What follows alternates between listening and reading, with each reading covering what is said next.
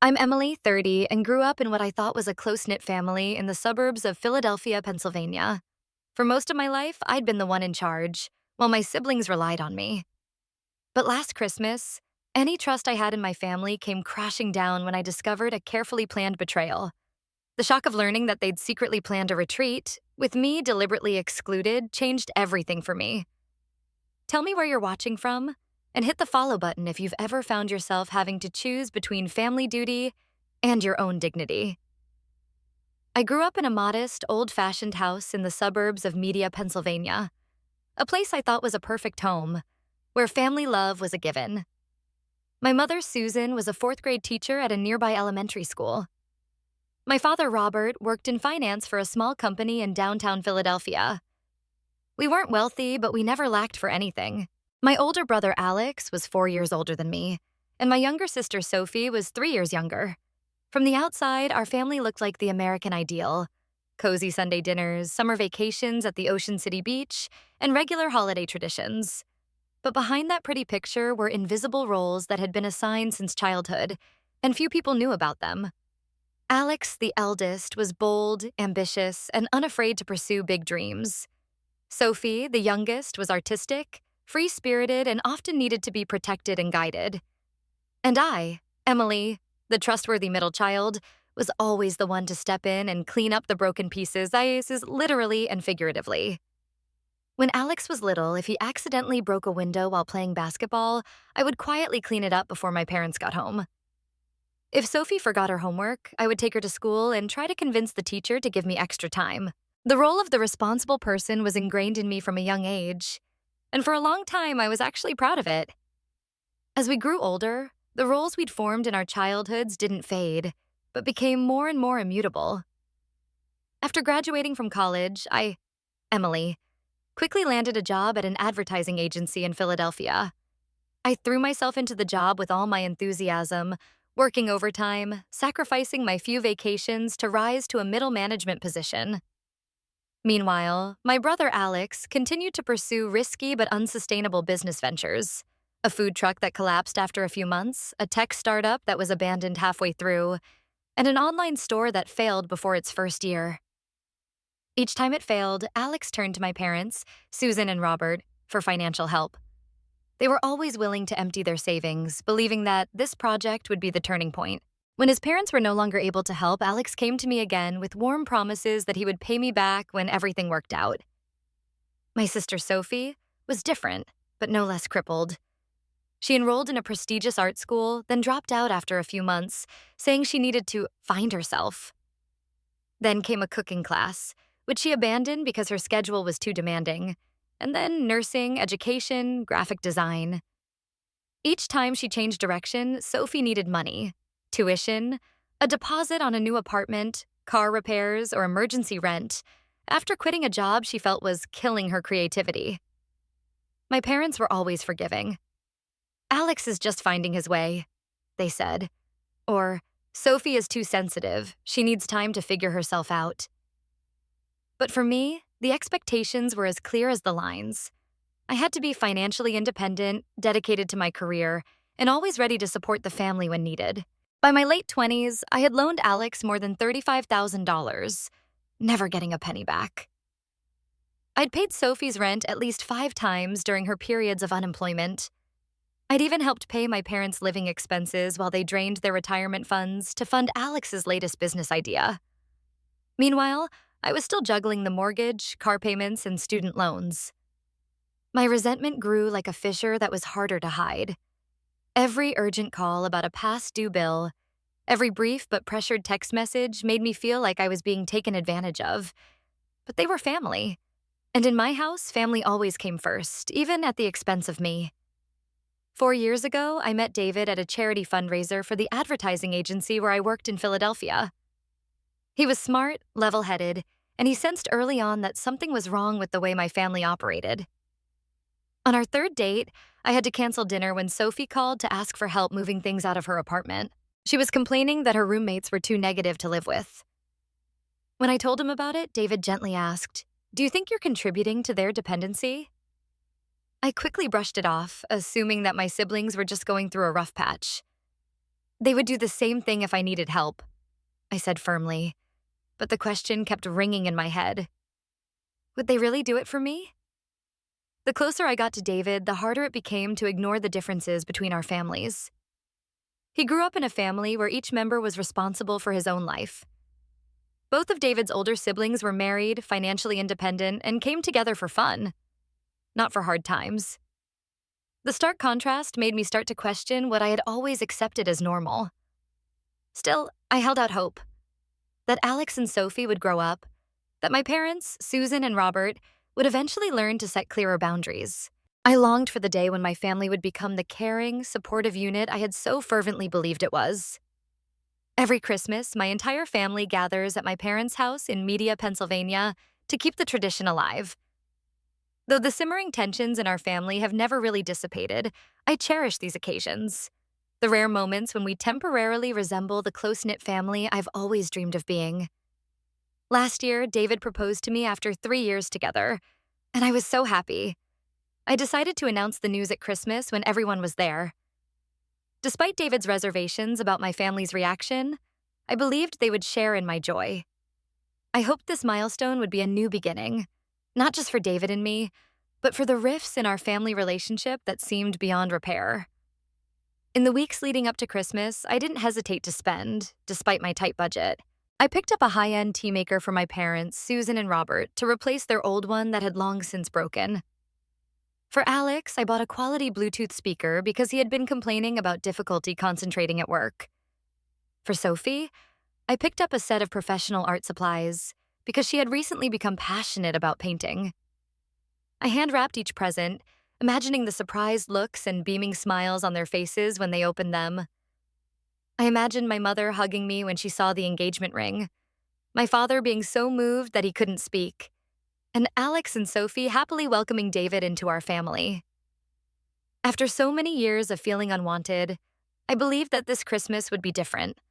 But little did I know, it would be different in ways I never could have imagined. December is always the busiest time of year for me at my Philadelphia advertising agency. As a marketing manager, I handle a slew of year-end campaigns while also planning for January.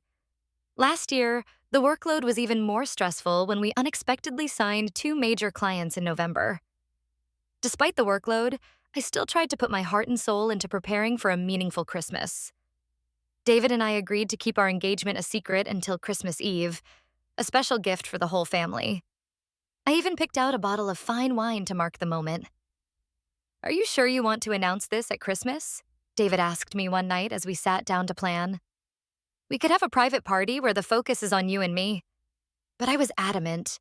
Christmas is a time for family togetherness. If anything is worth sharing, it's then. Being a careful and perfectionist by nature, I made a detailed gift list for each of my relatives. Even though our finances were tight at the time as we were saving to buy a house, I was determined to choose meaningful gifts. I spent hours researching tea makers to find the perfect one for my parents, Susan and Robert, carefully examining every feature and review, hoping they would last. For Alex, I picked out a high-end Bluetooth speaker, hoping it would help with his frequent complaints of lack of focus. For Sophie, I bought a professional art kit, hoping it would fuel her artistic pursuits. These gifts nearly drained my savings account, but I told myself that every penny was worth it. Because that Christmas wasn't just a chance to keep up a tradition, it was a chance to start a new chapter, a start to the bond I'd always dreamed of building in my family. 2 weeks before Christmas, I called my mother, Susan, for the usual holiday preparation discussion. "You don't have to come early this year, honey," she said, her voice higher than usual, somewhat strained as if she were trying to hide something. "We've got everything covered."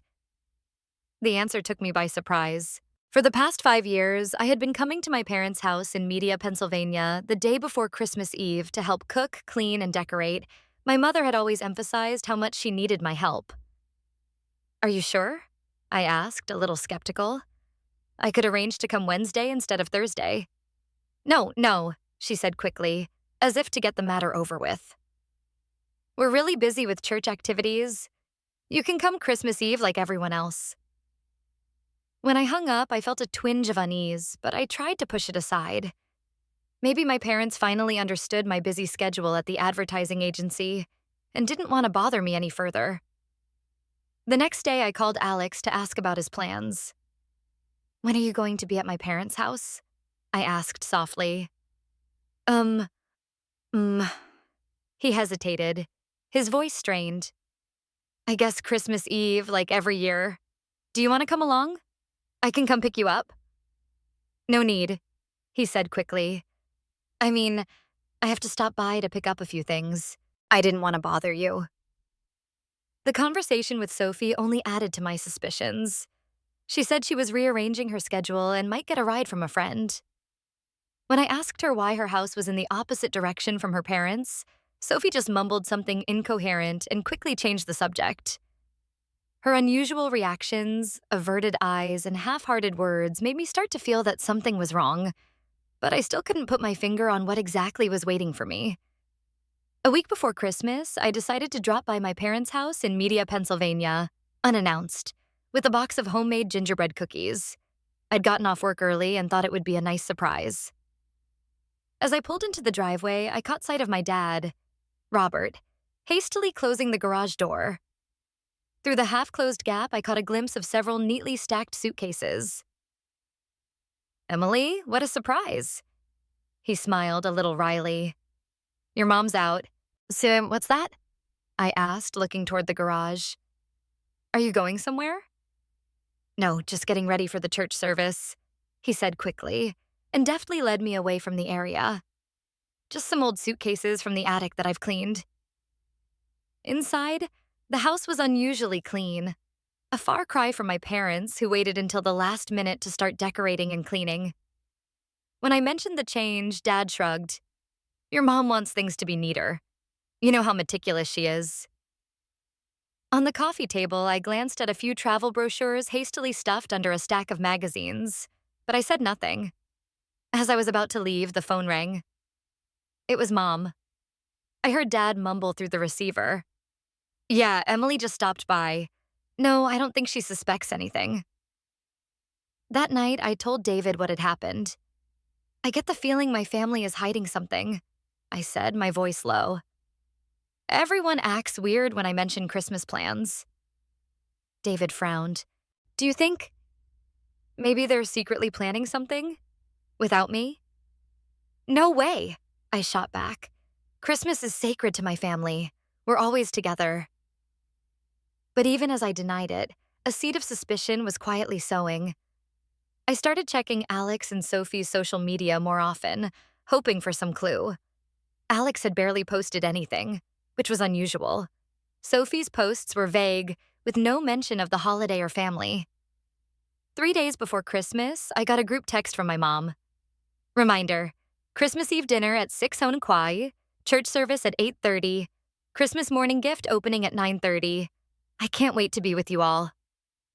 The message gave me a moment of relief. Maybe I was overthinking things, letting the pressures of work get in the way of what was supposed to be simple. Sure enough, we were going to have a Christmas like every year, and there was no way my family could leave me out of anything important. On Christmas Eve, David and I drove to my parents' house in Media, Pennsylvania, with carefully wrapped presents and a bottle of fine wine. The familiar sight of our childhood home, lit up in multicolored lights, from the Christmas lights that wound around the porch to the plastic Santa Claus statue that my dad, Robert, placed in the front yard each year, made me feel strangely warm and cozy. My vague doubts seemed to be the product of my overactive imagination.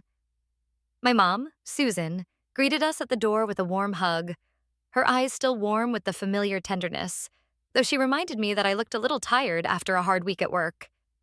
Dad patted David on the shoulder and handed him a cold beer. Alex and Sophie had arrived earlier, but both seemed more absorbed in their phones than in the family atmosphere. Aunt Linda and Uncle George arrived soon after, accompanied by my cousins, Claire and Ethan. I noticed them exchanging puzzled glances with my parents as if sharing a secret that I wasn't privy to. As I hugged Aunt Linda, she whispered, "It's so good to see you, honey. We've missed you so much at our last few get-togethers." I paused for a moment. I was sure I'd been there for most of the family events over the past year. The dinner table was filled with laughter, but I sensed something unnatural, as if everyone was trying to maintain a prearranged drama. They asked me about my job at the advertising agency, Their voices were enthusiastic, but their eyes sometimes lost in time. And when I asked what their plans were for the week after Christmas, the table fell silent for a beat, and then changed the subject. Alex barely looked at me, while Sophie stared at the vase of flowers in the center of the table, as if it were the only thing keeping her from facing me. After dinner, as the family was getting ready for church, Sophie realized she had left her phone in the kitchen. She turned to me a little hurriedly. "Can you get it for me? I have a coat on." Always the helpful sister, I nodded and walked into the familiar kitchen. On the counter, Sophie's phone was there. The screen just lit up. I picked it up just as a notification popped up. A group message from my parents, Susan and Robert, Alex, and a few relatives. The preview was just a single line. "Flight confirmed 9 a.m., now 12:30, baggage ready." A heavy feeling settled in my chest. I tried to reassure myself. Could it be that they were planning a surprise for David and me? A special holiday? Something planned in secret? But why hadn't I been told? My hands were shaking, and I put the phone back in its place and handed it to Sophie without saying anything. During the service, I sat like a statue, my eyes on the altar, but my mind far from the hymns and candles. Questions swirled. Where were they going? Why were they hiding me? Should I confront them now, or hold my tongue a little longer? That night, as David and I returned to our old room in our childhood home, I whispered to him what I'd seen. "You should ask them," David said, his voice calm but serious. "But don't let it overshadow the engagement announcement. But don't let it be." I nodded in the dark, telling myself to keep the joy for Christmas morning, even as the worry inside me grew, simmering and nagging. Whatever awaited me, I would face it, but not before the big moment. What I didn't know was that by the next afternoon, I would be leaving my childhood home in silence, tears streaming down my face, and the sense of home that had once been so solid within me shattered beyond repair. Christmas morning was blue and chilly. I woke early, feeling uneasy, but I tried to smile as David and I headed downstairs. The living room was like a postcard from a fairy tale, with twinkling lights on the tree, neatly stacked presents at the base, and the smell of baking bread wafting from the kitchen. My mother, Susan, had carefully laid out the old holiday tableware, brought out only on special occasions. "Merry Christmas, everyone," my father, Robert, said cheerfully as he poured coffee for everyone. Alex, looking sleepy, slouched lazily on the sofa, while Sophie sat on the floor, carefully arranging the presents into neat groups. "Let's start opening presents," my mother suggested with her familiar smile. "Emily, can you hand out presents like you used to?" I nodded, trying to keep the mood light despite the waves of anxiety that rippled through me. I handed out presents one by one, saving the most special ones for last. Once everyone had a small pile of presents in front of them, we opened them in the traditional way, from the smallest to the largest. Sophie was the first to open them, peeling back the wrapping paper and pulling out a set of high-end art supplies. "Oh," she said curtly. "That looks expensive." "That's the one I used to like," I reminded her, trying to keep my voice light. "You said it was perfect for landscapes." "Oh, right. Thanks." She set the box aside, not paying any attention to the features I'd carefully researched. Alex was no better. As he unwrapped the Bluetooth speaker, he raised an eyebrow. That's cool. Thanks, Em." And immediately moved his eyes to the next gift without looking closely. My parents seemed happier with the new tea maker, but I caught a quick glance between them, as if it held something unspoken. Their gifts to me were kind but cold.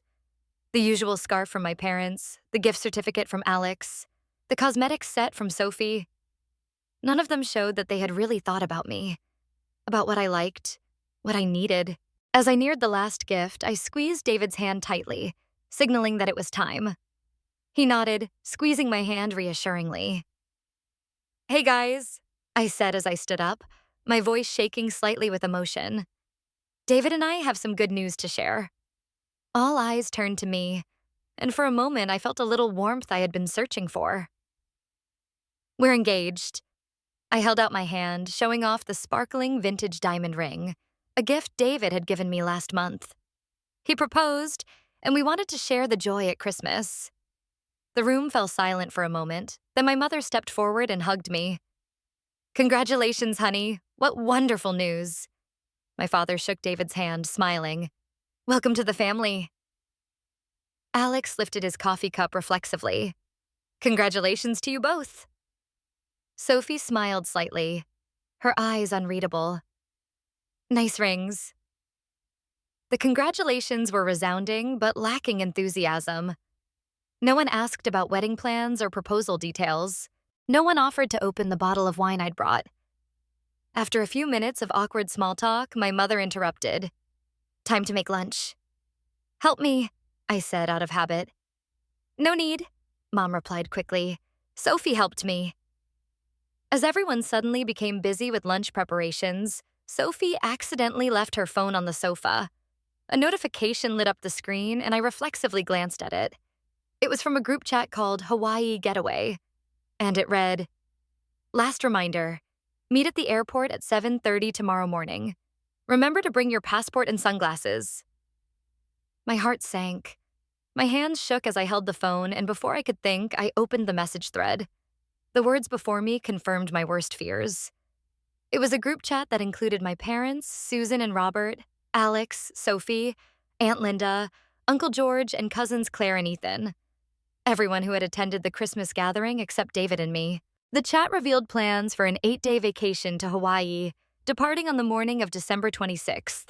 They had planned it for months, hammering out the details of airfare, hotel reservations, and activities like scuba diving and island hopping. A message from my mom popped up. Don't tell Emily, she's busy with work anyway, and I don't want her to feel guilty about not being able to make it. Alex responded, Yeah, she'll probably come up with an excuse like a deadline or something. Sophie added, and she'll bring David along, and this is just a family trip. I read the words family only over and over again as if they were knives stabbing deep into my heart. It turned out that I was only considered family when they needed support, financial or otherwise. But in happy moments, I was an outsider, unworthy of being remembered. When Sophie turned and caught me holding her phone, her face paled. What are you doing with my phone? She asked, her voice high with confusion, and snatched it from my hand. What about me? I said, my voice shaking with emotion. We secretly planned a trip to Hawaii without telling you? The air froze, all sound fading. David came to me, placing a hand on my shoulder, saying nothing. But his presence was enough to keep me from collapsing.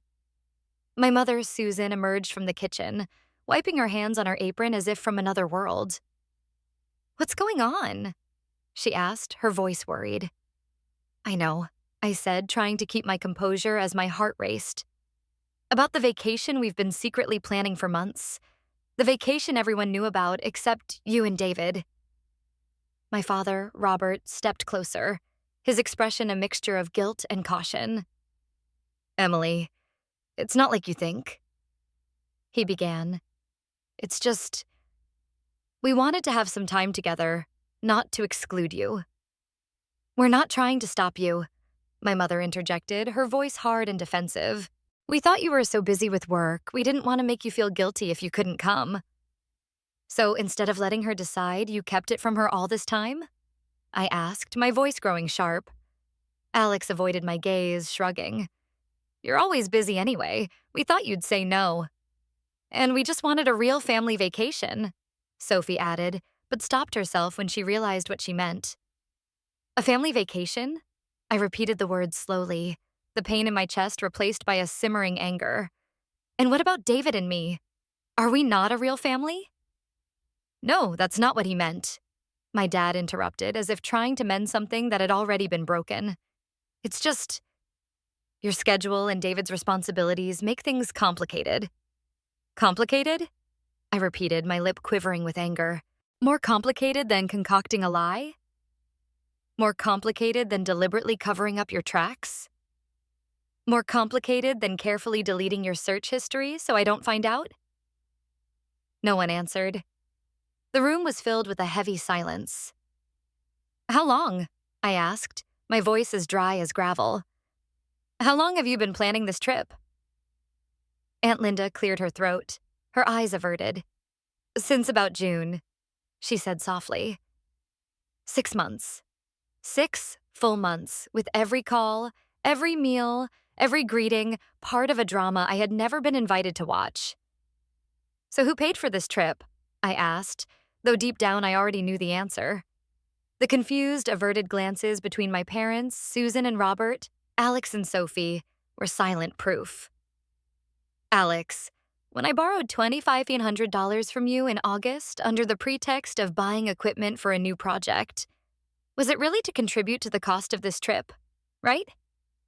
He bowed his head, his voice barely audible over the wind. I was going to pay you back. I was going to. And Sophie, in October, when you said you were cut from work and couldn't afford the rent, did you use the money I gave you to save for this trip? Sophie looked down, staring at the wooden floor, not saying a word. Mom, Dad. I looked at them, my voice choked. Last month you said the heating system was broken and needed urgent repair. Is that true? My mother, Susan, tears welled up in her eyes. Emily, please understand. We just want to have a fun, fulfilling family vacation. Complete without the kids? I asked, my voice cracking with anger. She's overreacting again, Alex interrupted, annoyed. It's just a vacation, no big deal. Not to you, I said, my heart rising. But to me, it's a betrayal. We secretly set it up, borrowed money from me, lied to me, and then quietly cut me out of it. My dad quickly said, "We didn't want to hurt you. That's why we didn't say anything, so you wouldn't feel abandoned." The reason was so twisted it was almost laughable. We didn't want you to feel abandoned, sorry, so we quietly cut you out of everything? So you didn't want to hurt me, so you stabbed me in the back? No one argued. The room fell into a stifled silence, broken only by my mother's soft sniffles. David squeezed my shoulder. "Let's go," he whispered. I nodded, too tired to be angry. "We're leaving. Happy holidays." "Emily, don't go," my mother called after me, her voice choking. "It's Christmas." "Yes," I said, my eyes welling up. "And I've just received the most special gift of all, the stark truth about what I really mean to this family." David and I packed up in silence, while excuses and blame continued to whisper behind us. They said they didn't mean to hurt me, that they would tell me later. Some even mentioned buying me souvenirs as a ridiculous consolation. But every word, every look only deepened the wound inside me. I left my childhood home, the place that held so many memories, without looking back. The gifts I had carefully chosen lay quietly under the tree, forgotten. In the car, David drove silently, and I sat beside him, staring out the window, bathed in holiday lights, tears streaming down my cheeks. My phone buzzed with messages from my family, but I couldn't bring myself to read a single one. "They took advantage of me for years," I whispered, almost to myself. "And I let them, little by little, without protest." David squeezed my hand, his gaze gentle yet firm. "So what do you want to do now?" I closed my eyes, feeling the weight of years of silence and suffering fall from my shoulders. "I don't know yet," I replied, my voice echoing from afar. "But I know, I can't go on living like this anymore." As the car rolled silently away from the old house, I could not have imagined that the shock of that Christmas night would lead me to the biggest decision of my life. A free turn that I had never dared to take before. The week after Christmas passed in a searing pain, a sense of betrayal weighing down on every breath. For the first time in 4 years of nonstop work at my Philadelphia ad agency, I called in a few days off. I couldn't pretend to be okay in client meetings when I was falling apart inside. David made me hot coffee every morning and sat silently with me through the long, tearful nights. Never a word of reproach, never a "I told you so" about the way my family treated me. My phone buzzed with messages from my parents and siblings, but I couldn't bring myself to open them. Every social media notification was a slap in the face, a series of family vacation photos from Hawaii. Sunset strolls on the beach, fancy dinners at a beachfront hotel, group photos and matching t-shirts with bright island motifs. Each picture was a stab in the arm. clear evidence that they were enjoying the most memorable vacation without me in it. Maybe you should block them, David suggested gently on the third day, when I burst into tears over a photo of my family. My parents, Susan and Robert, and Alex and Sophie, smiling on the deck of a sailboat. At least until you're ready to face it. No, I need to see, I insisted, my voice shaking with emotion. I need to see it clearly, to understand why they lied to me all those months.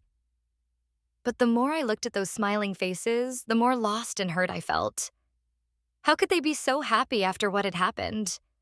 Was I ever a big part of their lives, or just someone they turned to when it was convenient? On New Year's Eve, instead of going to the party as planned, David and I sat quietly in our small apartment in Philadelphia. Finally, I mustered up the courage to open the messages from my family. From my mother, Susan. Emily, don't take this too seriously. We love you and would never mean to hurt you. Call me back when you're calm. From my father, Robert. Your mother is very upset. This trip was her idea to bring the family together. Don't ruin it. From Alex, really, sis? Is this overreacting? It's just a trip. I'll pay you back when I get back. From Sophie, sister, I'm sorry you found out, but you're overreacting. It's not always about you. No real apology. No one touched on the core issue. They had quietly written me off the plan while still spending my money on our Hawaii vacation. I threw my phone on the sofa, startling David. They still don't get it, I choked out, tears streaming down my face. They think I'm making a fuss because I wasn't invited.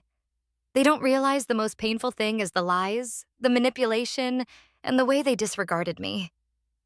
David picked up the phone, checked it for damage, then looked at me, his eyes soft and serious. Maybe they don't see it because it's been so long. You've always been the one to take the blame, the one to sacrifice, the one to patch up the cracks. They haven't learned to treat you differently.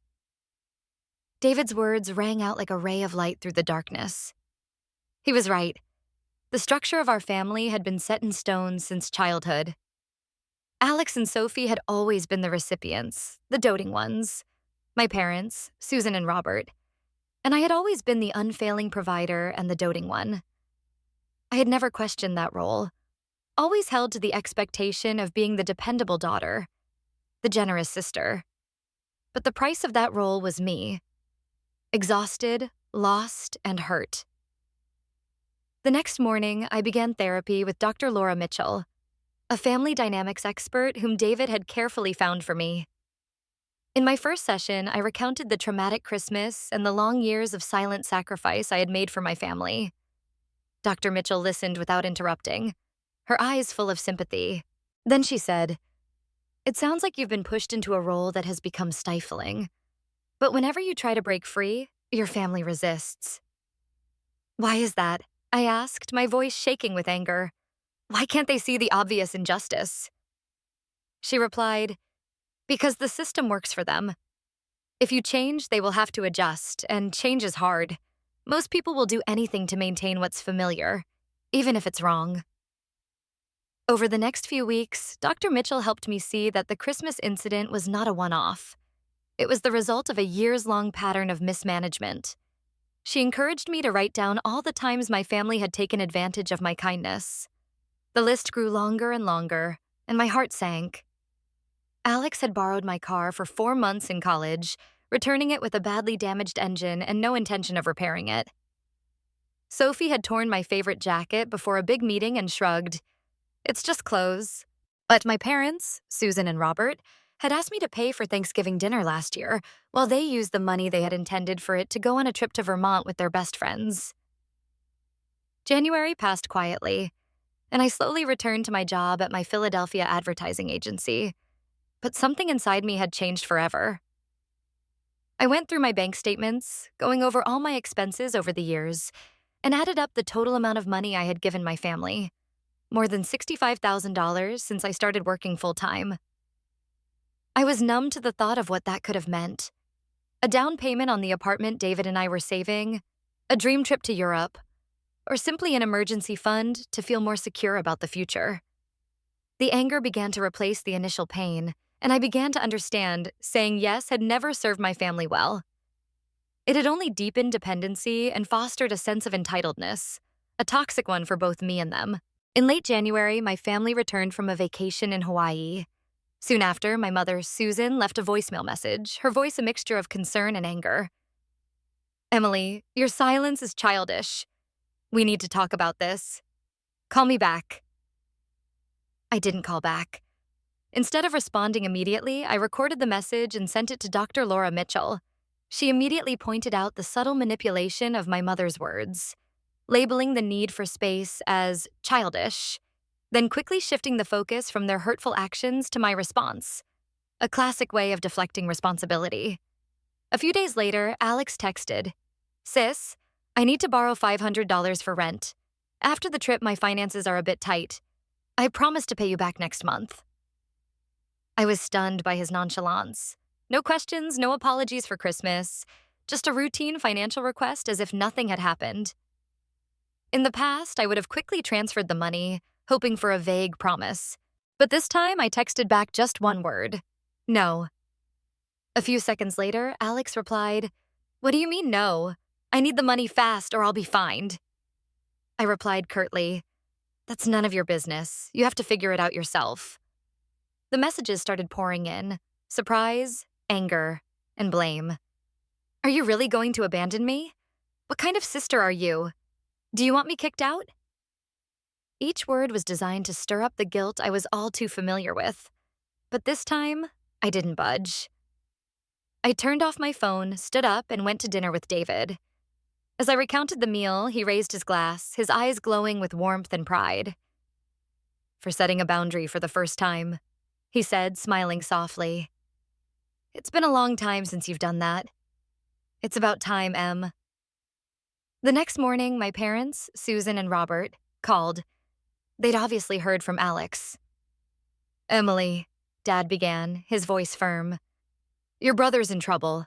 I know you're still mad about Christmas, but families are meant to be there for each other." "I agree," I said, my voice calm but firm. "Families are meant to support each other. Like when we invite you on vacation, not hide it. Like when we recognize you as a member of the family, not a walking wallet." "That's not fair," Mom interjected, her voice choking. "We're here for you." I held my ground. "So has your family ever put me first? Has anyone ever sacrificed anything for me? Like I have for my family?" The silence on the other end of the phone weighed more than any excuse. "I've thought hard," I continued, "about the way our family has always been run, and I realized it's not working for me anymore." "What do you mean?" Dad asked, sounding both sad and exhausted. "What I mean is, I'm no longer the family bank. I need to step back and figure out what kind of healthy relationship I really want with people." After I hung up, Sophie called, her voice choked with tears. "Emily," she sobbed, "Alex told me what you told Mom and Dad. How could you turn your back on us? We're family." "Yes, you are family," I said softly but firmly. "And families are supposed to treat each other with honesty and respect. Did I respect you by hiding the vacation? Was I honest when I asked for rent money when I was really going to Hawaii?" "That's different," Sophie said quickly. "I really need the rent money. And don't you think I deserve to go on vacation too?" "I want to know," I said. "I deserve to have a choice about how I pay for your trip." "You've become so cold," Sophie choked as if speaking to a stranger. "This isn't the Emily I knew, the one who always said yes, always put others first." "Maybe that Emily, the one who always sacrificed, always tried to please everyone, is gone," I replied, my voice calm but my heart heavy. As January slipped into February, the pressure from my family increased. They began calling incessantly, each call like a hammer blow to my spirit. Aunt Linda insinuated that I was ruining our family over a little thing.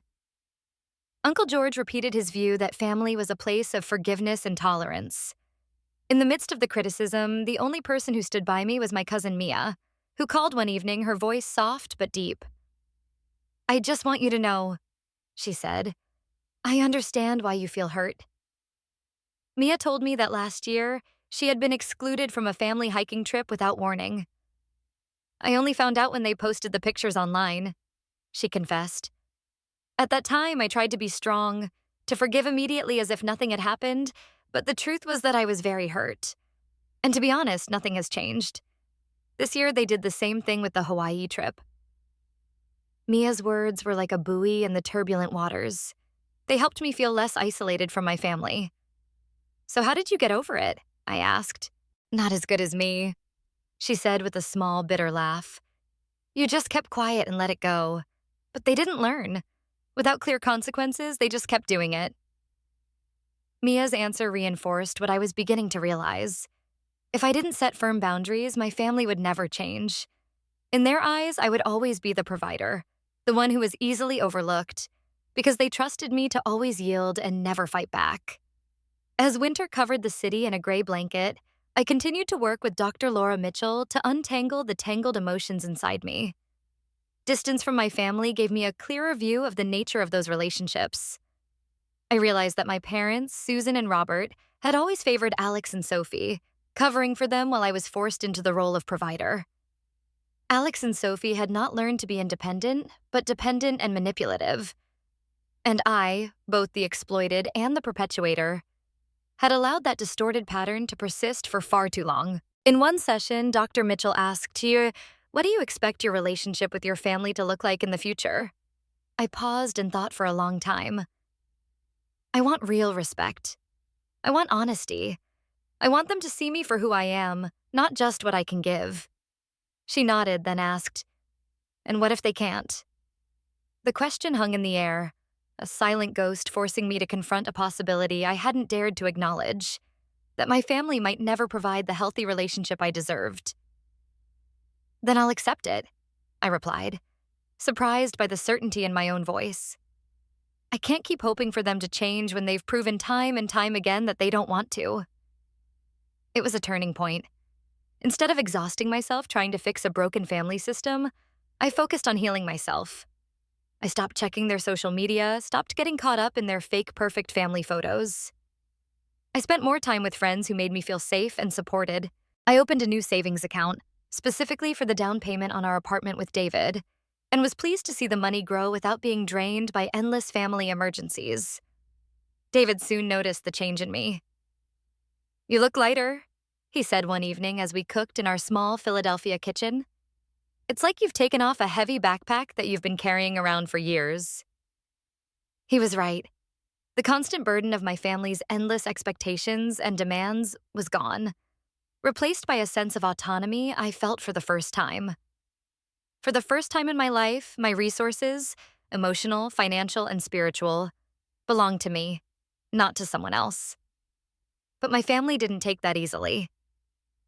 As spring approached and they began to realize that my boundary was no longer a passing warning, their attitudes changed, from guilt to anger to despair.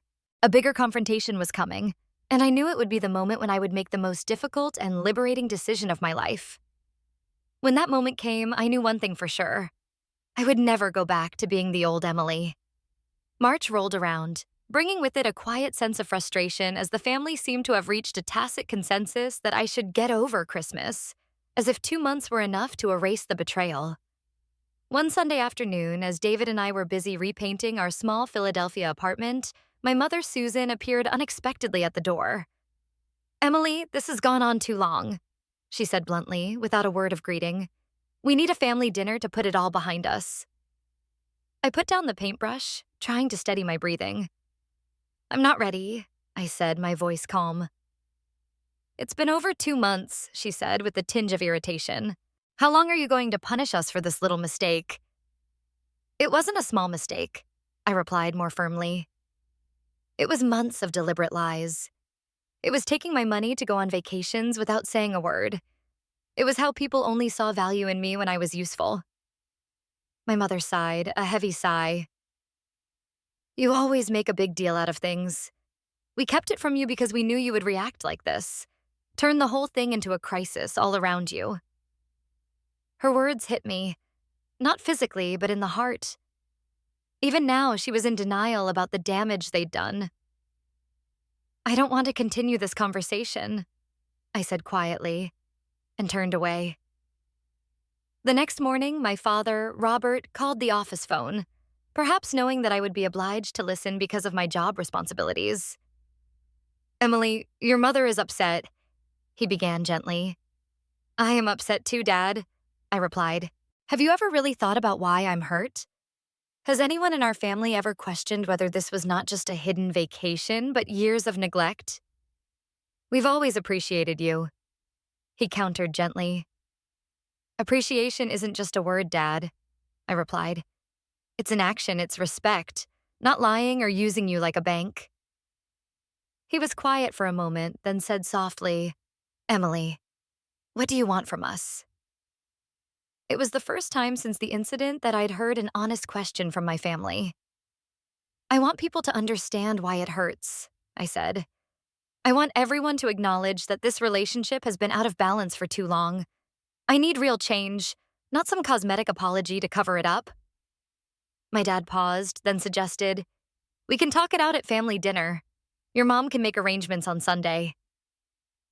I hesitated, but finally I nodded.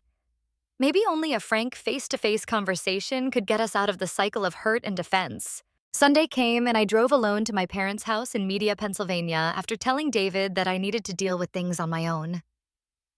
My stomach clenched as I pulled into the familiar driveway, a place that had once felt safe, but now made me uneasy. Inside, the scene was familiar but awkward. The smell of Susan's signature roast chicken wafted from the oven. The table was set with the finest china as if it were a formal affair, and everyone was dressed as if for a formal gathering. Alex and Sophie were already there, their eyes scanning me wearily as I walked in.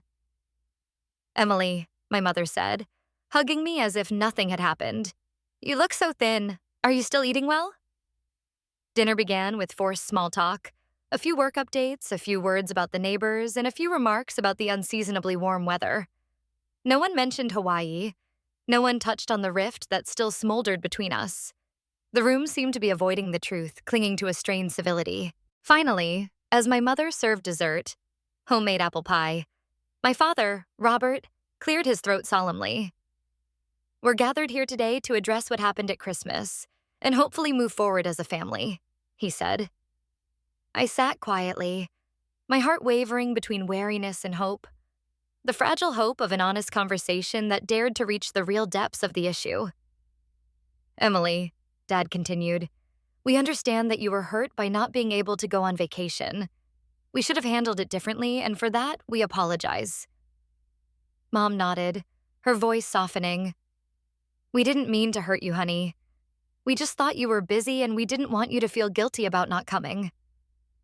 The explanation sounded like a carbon copy of the same lines that had been repeated over and over again during last year's holidays. No truth was acknowledged, no responsibility was faced. Everything was superficial, as if all the deep hurt had been a slight misunderstanding. That's not enough, I said, my voice calm but firm. What do you mean not enough? Alex interrupted, his voice harsh and tired. Everyone apologized. What do you expect? I want everyone to understand that this isn't just about the Hawaii vacation, I said, my gaze dead on. It's about all the years I was treated like a bottomless purse. I gave over and over again while the rest of us took, never looking back. That's not fair, Sophie argued, her voice shaking. We're family, and family is supposed to help each other. So when has anyone ever helped you? I asked, the words cutting through the air like a knife. When has anyone ever sacrificed anything for you? Like you've done for us? There was a silence so thick I could hear my heart pounding. Let me be clear, I continued, pulling out my phone, where I'd carefully recorded every expense. Alex, over the past 4 years, you've borrowed over $35,000 from me and never paid me back. Sophie, I've paid your rent 5 times, and I've paid for 3 classes you dropped. Mom and Dad, I've chipped in several times when you've drained your savings to help them. All eyes around the table suddenly averted, the awkwardness spreading like an ink stain on the white tablecloth. And now, I said slowly, each word falling to the cold floor, I just want to ask you again, when was any of you really on my side? Really helping me instead of just relying on me? We've done a lot for you, my mother Susan said with her usual firmness. We paid for your college tuition. We only paid $4,000, I corrected, keeping my voice even. I've been paying for the rest with student loans. Meanwhile, you're paying for Alex's entire tuition and still carrying Sophie's student debt. That's not the same thing, my father, Robert, interjected, his voice defensive. They need more help than I do. I've always been the strong, independent one. So I'm being punished for being responsible, for working hard, for making good choices? I asked, my voice harsh, a bitterness rising in my throat. No one punished me, Alex smirked, his voice full of sarcasm. I just know how to manage my finances better. And that makes treating me like a family ATM reasonable? I shot back, my eyes starting to burn with anger. The atmosphere around the table suddenly shook. The conversation, already tense, quickly turned chaotic. Voices clashed, people interrupted, dismissing what I said, each rebuttal like a small knife. No one really listening, no one really understanding. They denied my feelings, each word like an invisible slap that made me feel small. Invisible in my own family. I've made up my mind, I said, cutting through the chaos, my voice clear and decisive. From now on, I will no longer support any of you financially. The room froze. No one moved. What do you mean? Alex asked, his voice suddenly as tense as a string. I mean exactly what I said, I replied, my eyes unblinking. No more loans, no more bills to pay, no more money in the name of help. You're kidding, right? Sophie gasped, her eyes widening almost to the point of being unseeing. I've never said anything so serious in my life, I said, each word coming from deep within my chest. My mother, Susan, raised her hand to her throat, her fingers trembling. But what about family? What about togetherness? About support? She asked, her eyes pleading. I still want to be close emotionally, to spend time with people, to build something healthier, I said, my heart heavy. But the bank called Emily, where people withdraw money forever and never pay it back, is closed and it will never open again. But rent is due next week, Alex said, his voice breaking. You're counting on me. Of course you are, I said, my voice as light and cold as the winter wind. Like you were counting on me when you had enough money to go to Hawaii. Go do it yourself. The atmosphere in the room shifted from shock to chaos. The fact that their financial support, the invisible foundation of their familiar way of life, was disappearing made everything uncertain. The once warm house echoed with panic, as for the first time, they had to face a reality without me to shoulder it all. You're selfish, my father, Robert, accused, his tone slipping from conciliatory to angry. That's not true, Dad, I replied, my voice calm but firm. This is the first time in my life that I've refused to continue to sacrifice myself to the point of exhaustion. Self-preservation isn't selfish. Is it because of David? My mother, Susan, interjected, her eyes searching. He turned you away from your family? The thought that I couldn't make my own decisions made me angry. This has nothing to do with David, I said, drawing out each word. It has to do with how you treat me. David just helped me see what I should have known a long time ago. This is not a healthy family environment. So you chose him over us, Sophie said, her voice thick with bitterness. No, I chose myself, I said bluntly.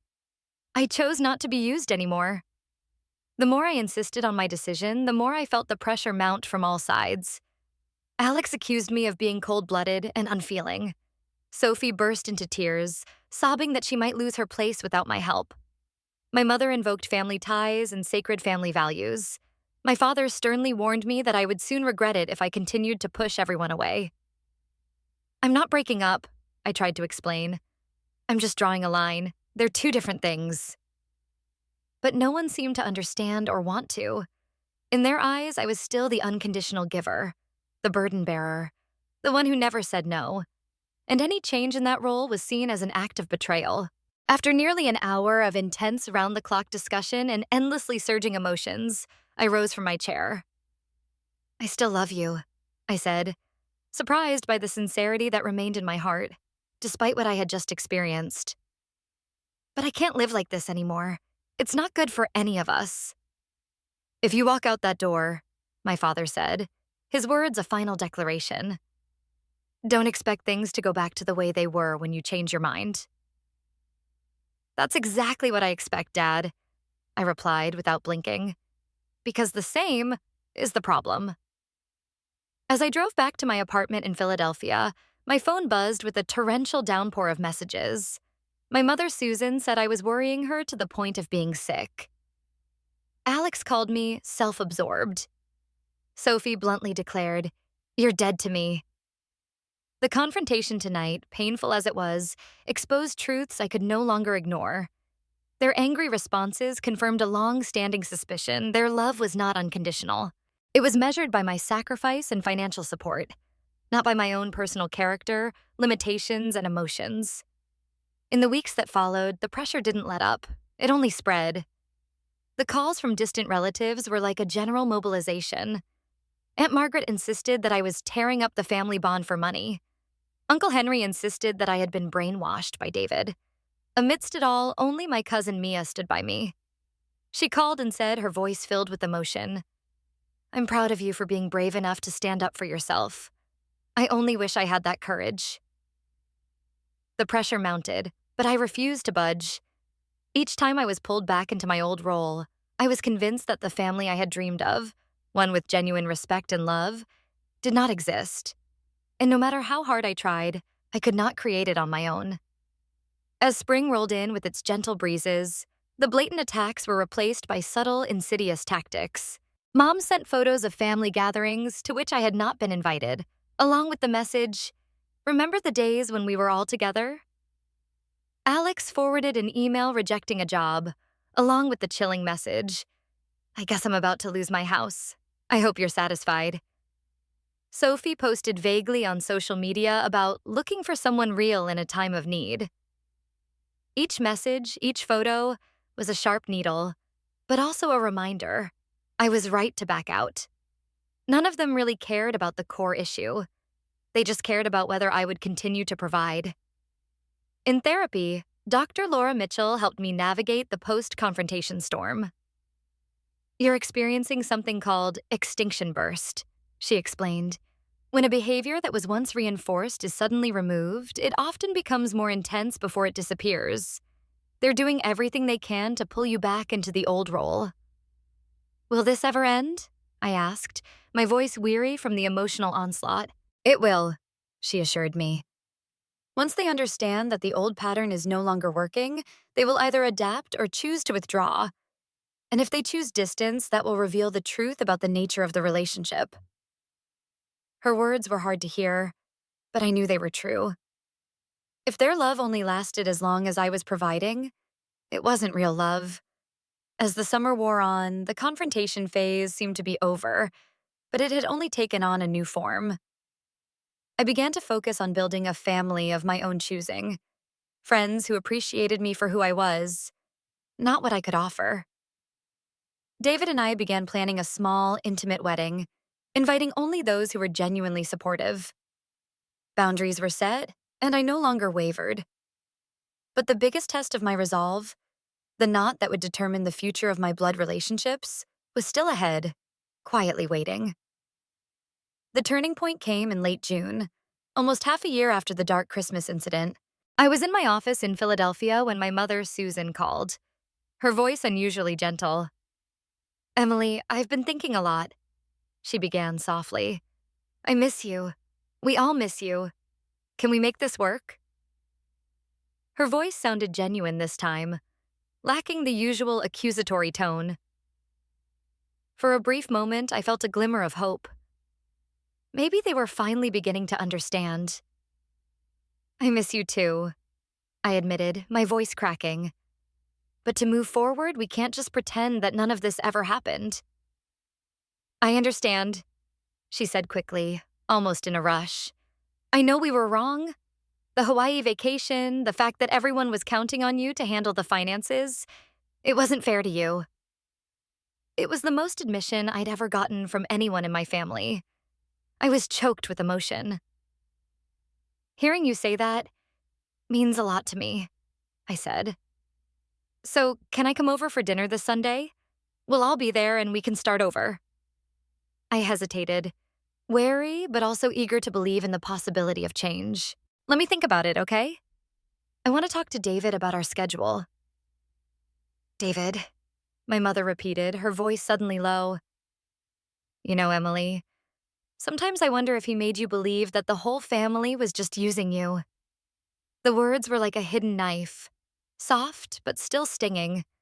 Under the veneer of concern, the subtle manipulation extinguished the fragile light that had flickered inside me. Mom, I'm a 30-year-old woman with my own thoughts and choices, I replied. This decision is entirely mine. Of course, honey. My mother, Susan, took a step back, but her words still seared into my heart like a raw wound. Think about Sunday dinner. We miss you so much. After hanging up, I sat back at my desk in the Philadelphia office, a strange sense of calm filling me. The call revealed a deeper truth. Although their outward appearances had changed, their inner essences remained the same.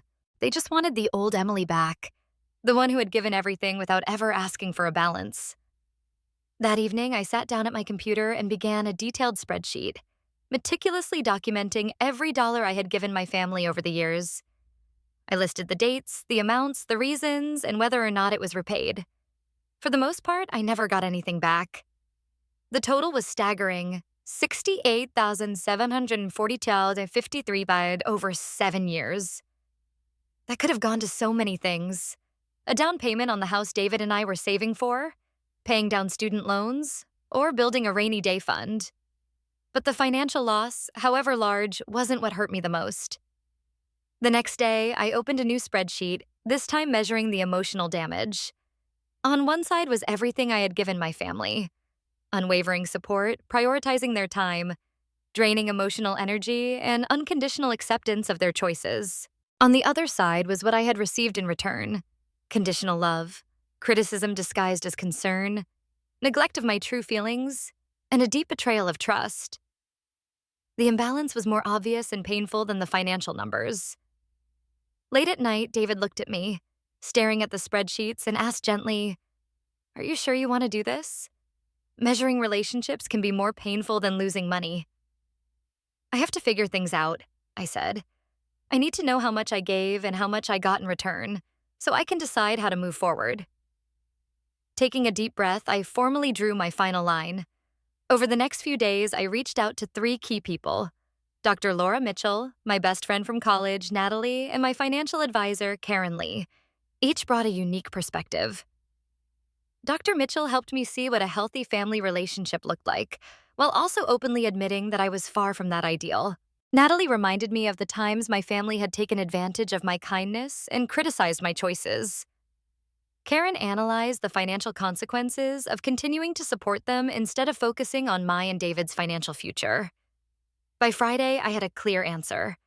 I would not attend Sunday dinner. Instead, I would set a firm, unwavering boundary that would not allow for any wavering or manipulation. I spent all of Saturday composing an email to my parents, Susan and Robert, Alex, Sophie, and any other family members involved in the story. I edited and re-edited the email several times, cutting out any emotional language and keeping the tone clear and assertive. David read over the final version, making only a few small comments to make it more coherent. On Sunday morning, instead of driving to my parents' house, I decided to hit send. Subject: my decision about family relationships. In the letter, I wrote, "After careful thought, I want to set clear boundaries for our future relationship. I will no longer participate in family gatherings where my feelings and opinions are disregarded. I will decline conversations that attempt to guilt trip or manipulate me. I will not respond to any messages that blame David or anyone else for my decisions. I will also block anyone who continues to send me manipulative or insulting messages. I have provided my family with a total of $68,742.53 in support over 7 years, most of which has never been repaid. I consider these debts forgiven, but only if I do not accept any further financial demands. I love you all and want us to build a healthier relationship, but that requires real change in how we treat each other. Emily." The response came quickly and overwhelmingly. My phone was buzzing with texts, calls, voicemails, and emails. I turned off my phone, put it in a drawer, and allowed myself to ignore the reactions for a moment. When I checked back later that night, I found the responses fell into familiar patterns. My dad, Robert, sent a cold message. I never thought my daughter would put money before family. Your mom is devastated. Alex mixed anger with panic. You're so selfish. Where am I going to get the rent? And then pleaded, please, Emily, just this once. Sophie played on emotions. You did this to the whole family? Mom cried all day. Is this who you want to be? Distant relatives joined in the backlash.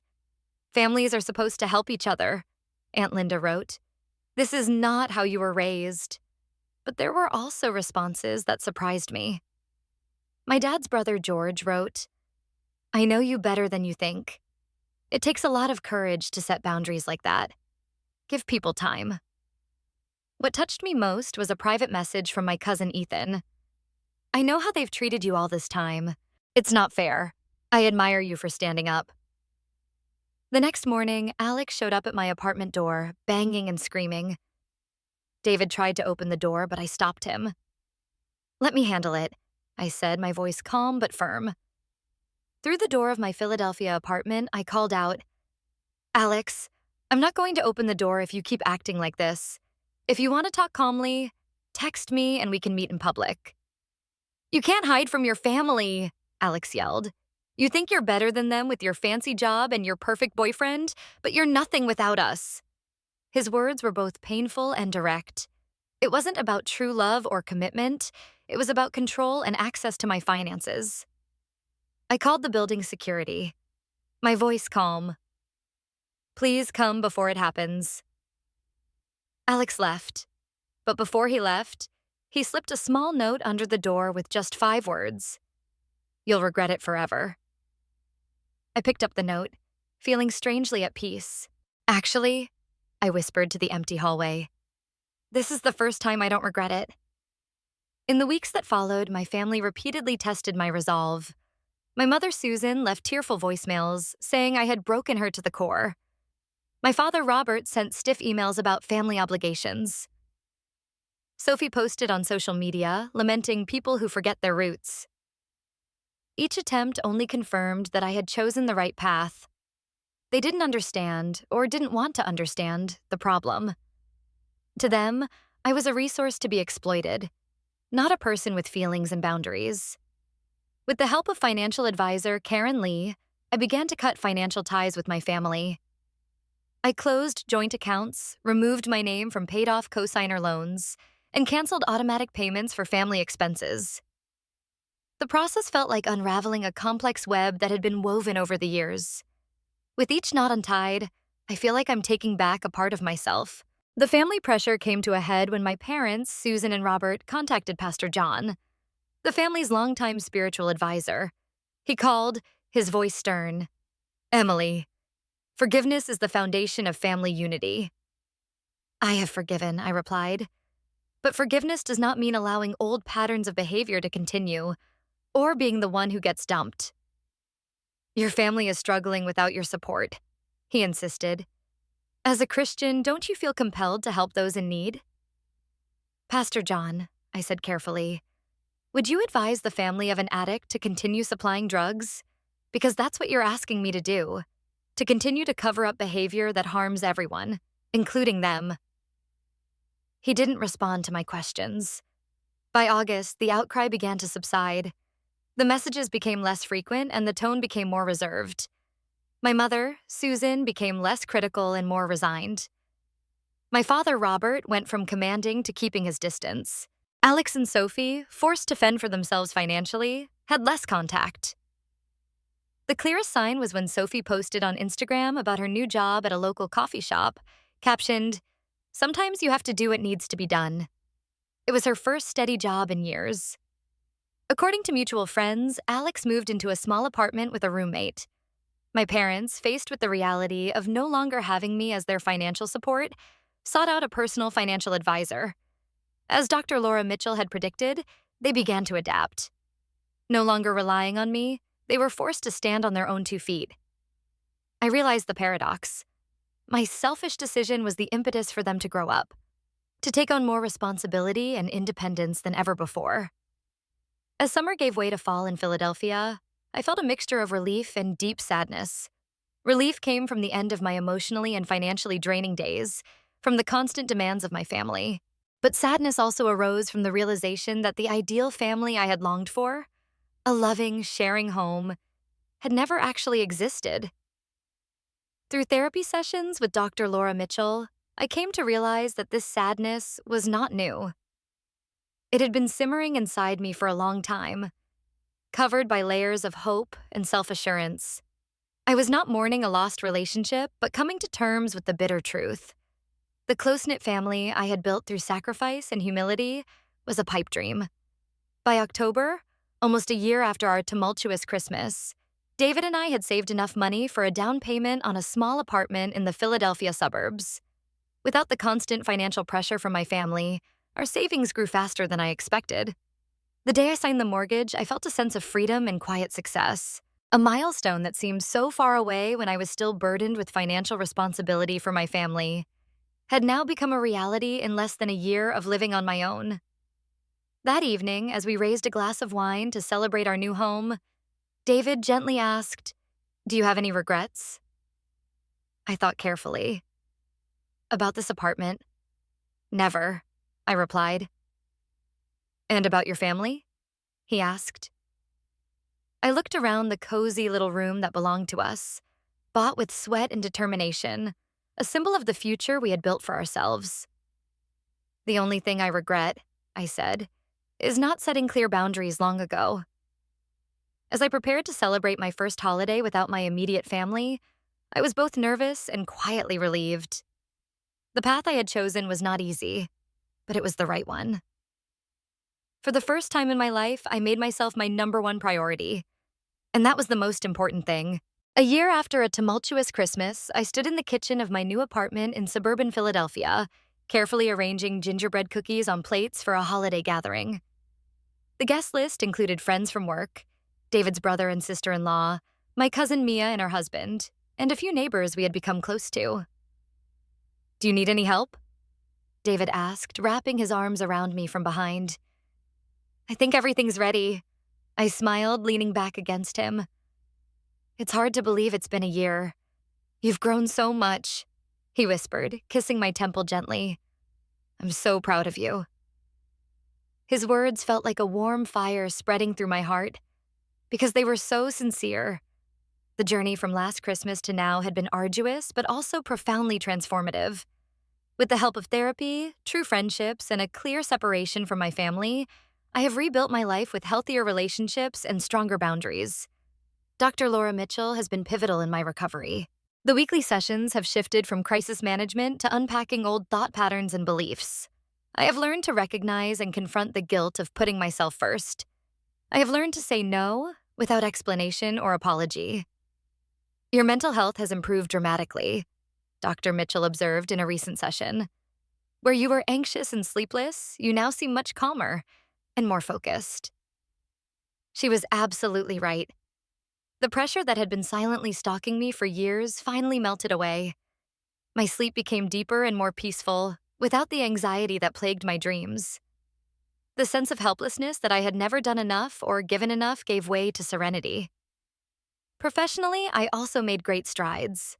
No longer stretched by family troubles, I devoted all my energy and focus to my work at the Philadelphia advertising agency. I was promoted to senior marketing director, leading a team of 7 direct reports. The boundaries I had established in my personal life helped me become a more effective leader. I learned to delegate rather than take on everything, and to prioritize the needs of my team rather than trying to please every client. Our new holiday traditions took shape naturally and warmly. Instead of the pressure-filled formal gatherings at my parents' house in Media, Pennsylvania, David and I hosted an informal gathering where friends could drop by at any time of day. Instead of fancy gifts to impress, we kept the gift exchange simple and fun. Instead of Mom's rigid menu, a potluck where everyone brought their own family dish added variety and warmth.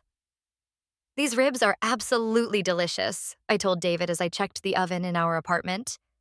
"Your grandmother's recipe is perfect." "She would be so happy to know," David smiled. She always said that food is the bridge that creates new families.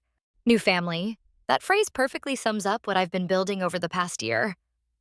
A family of choice based on respect and genuine affection, rather than obligation or guilt.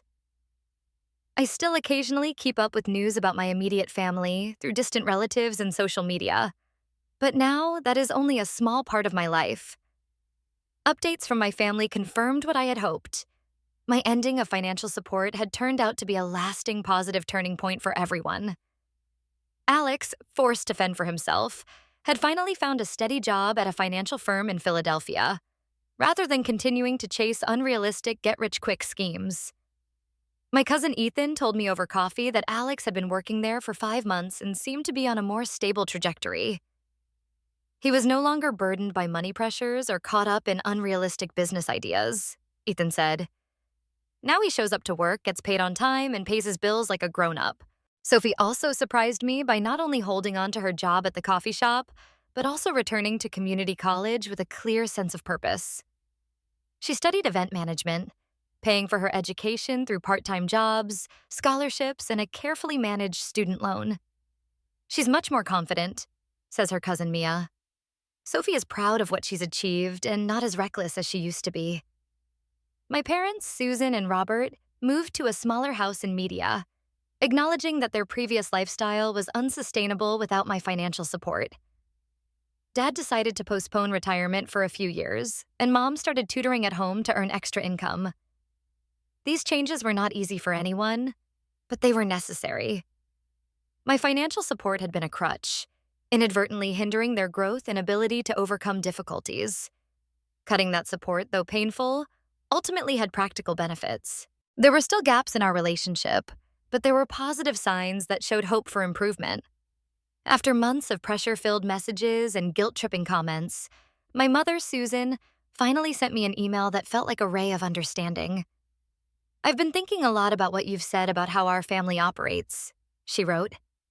"While I don't completely agree with how you've handled things, I do acknowledge that we've relied on you too much.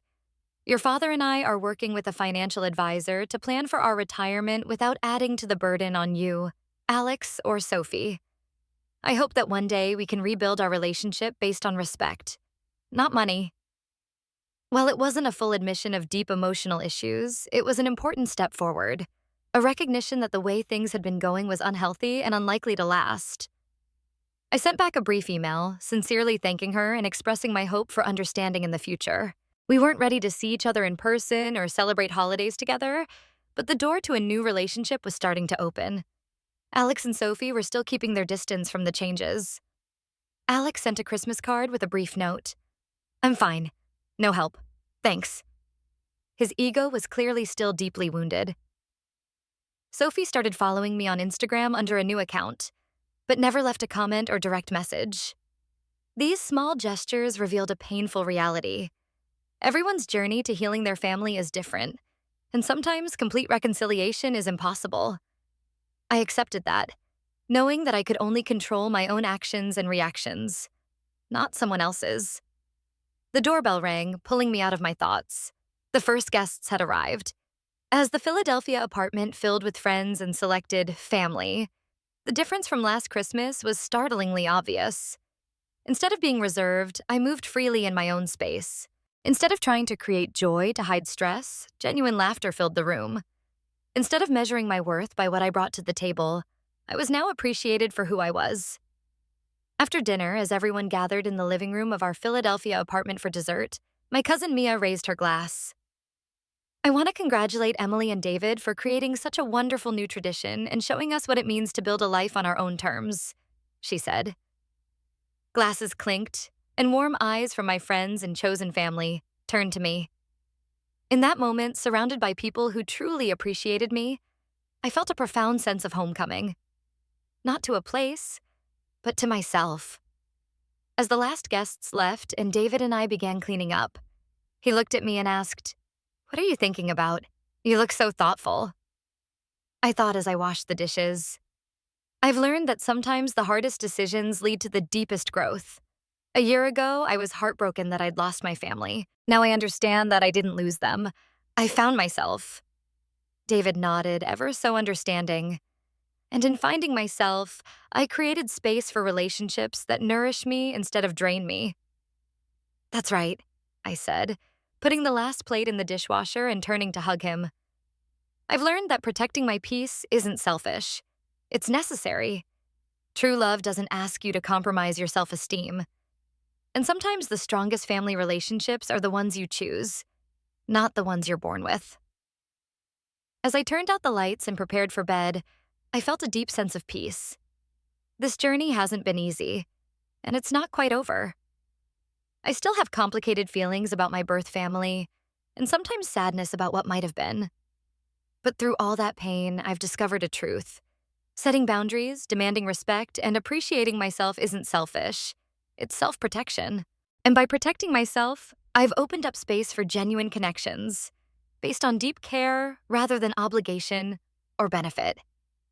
The Christmas lights outside my Philadelphia apartment window gently illuminated me as I drifted off to sleep, David breathing steadily beside me. I was no longer the family bank, the one who was always trying to fix things or giving unconditionally. Now, I was just Emily, whole, worthy, and finally finding a place to call home. Have you ever faced a difficult decision to protect your peace and self-worth? Did it lead to unexpected growth or healing? I'd love to hear your story. If this journey has touched your heart, please share it and follow me for more stories of strength through challenges. Sometimes the hardest choices are the greatest blessings.